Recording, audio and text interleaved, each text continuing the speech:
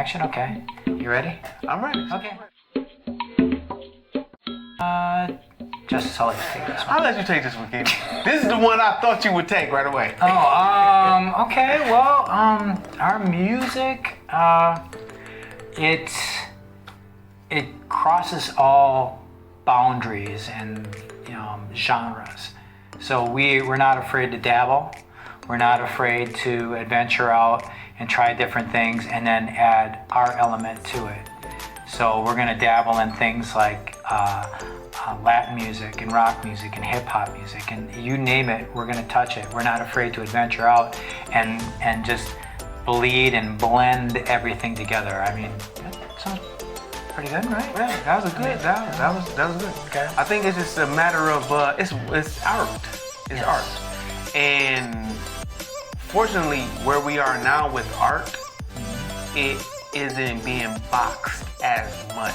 So to describe our music, I think we'll probably semi-box it, and we don't know. It develops as we create songs.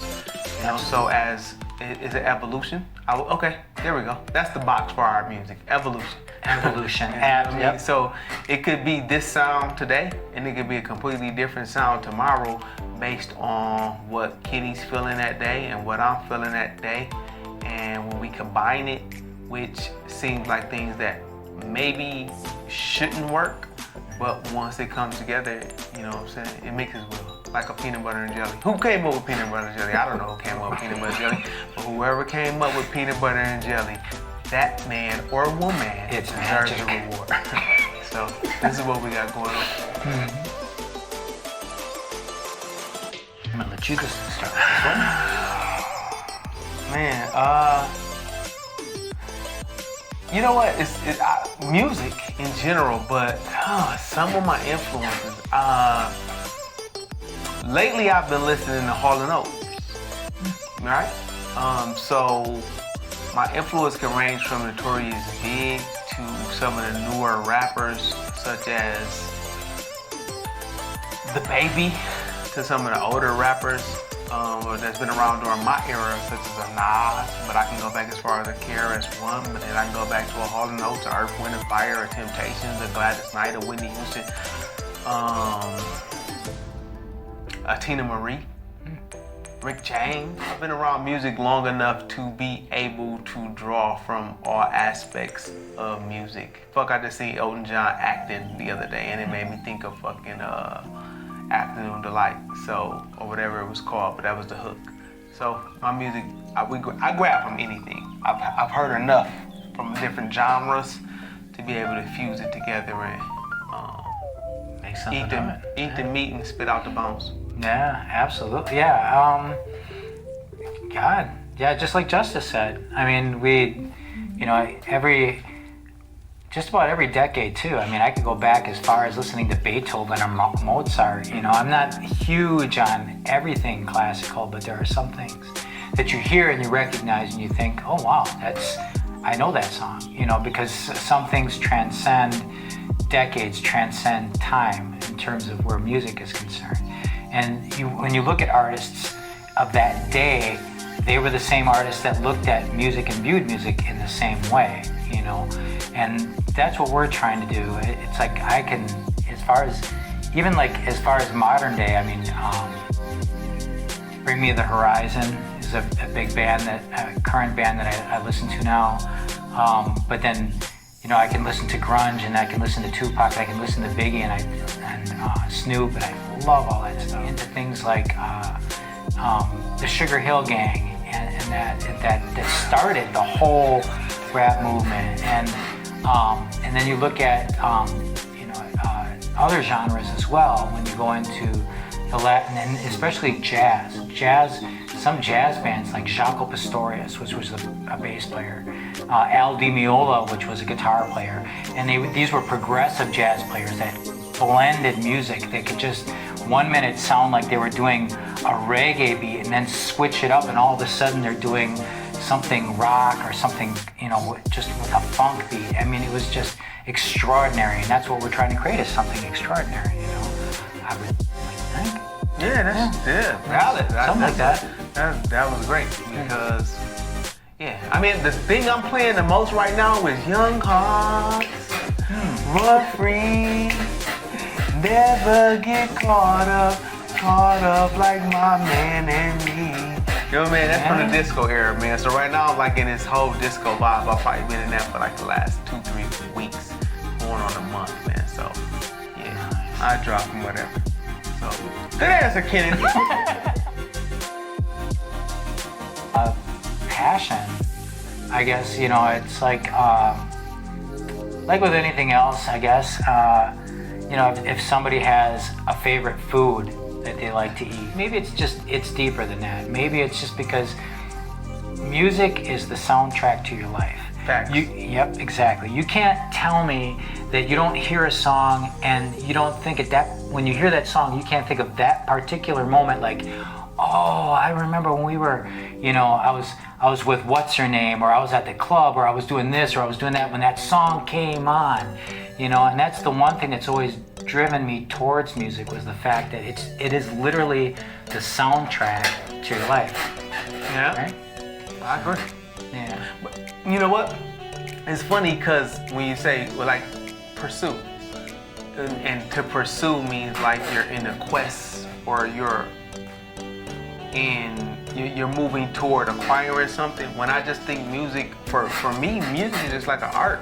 Like I don't, that's like I've heard that question asked before of artists who do music and what makes them pursue their passion in music, but it's not one of those things that I hear that's asked of people who might draw.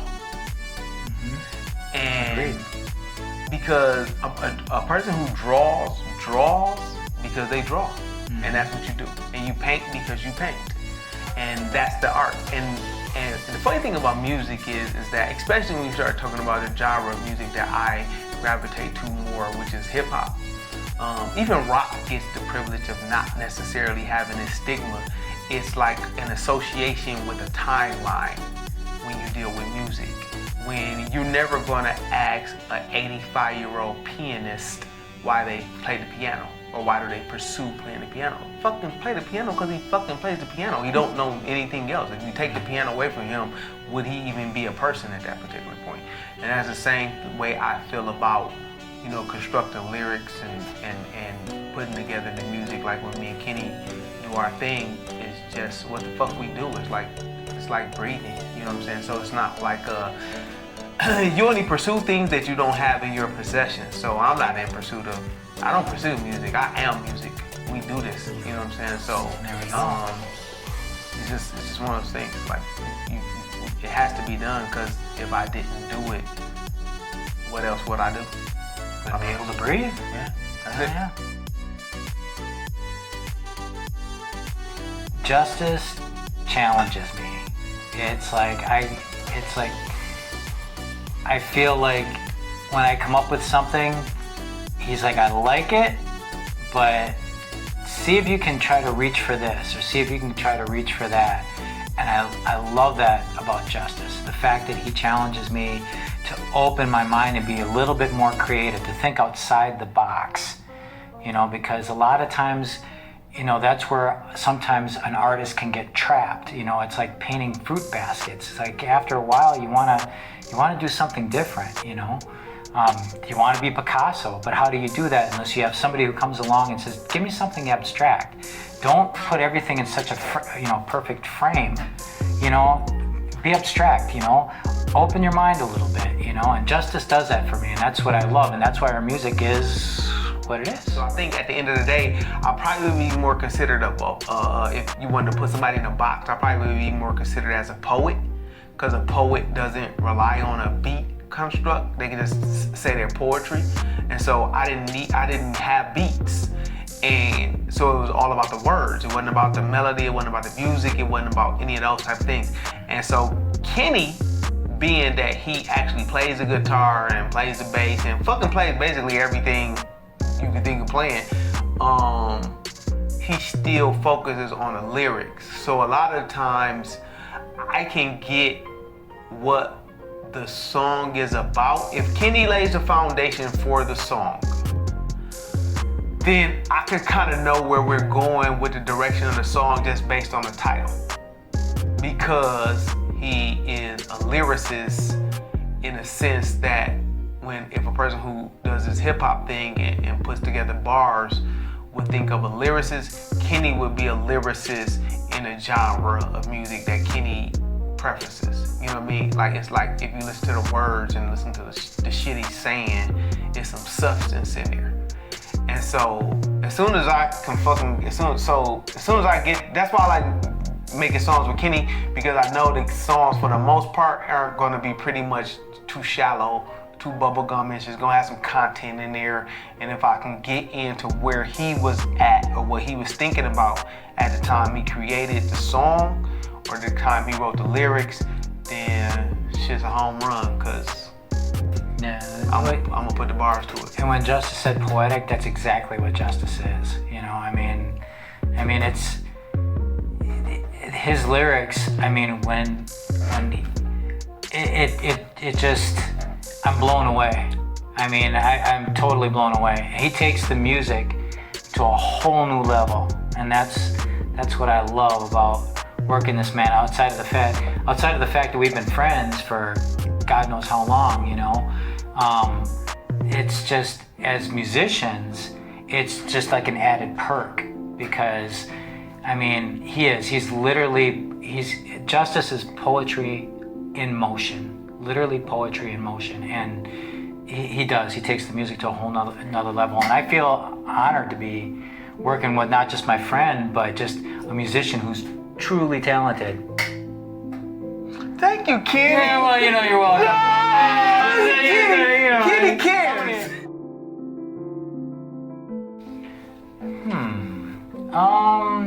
The writing, I mean, it can come from anything. I know that in our little mini bio, and I honestly believe this to be true, is that Justice and I, when we write, it's just basically a case study of human behavior. That's all we do. We write about human behavior and the human condition, affairs of the heart, you know, little things that people sometimes kind of leave out because they get too engrossed in politics and picking sides and shit like that. And we're not about that. We're about the human condition. We're about what makes the heart tick, what makes the mind think, you know, what makes us get up in the morning, what makes us walk.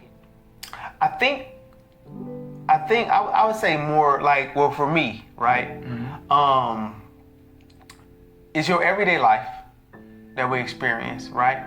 And then it's your perception on life that you may not even be experiencing, right? So like while you're living your experience, there's a whole other experience happening for everyone else that you might not even be privy to. So this is my commentary on that.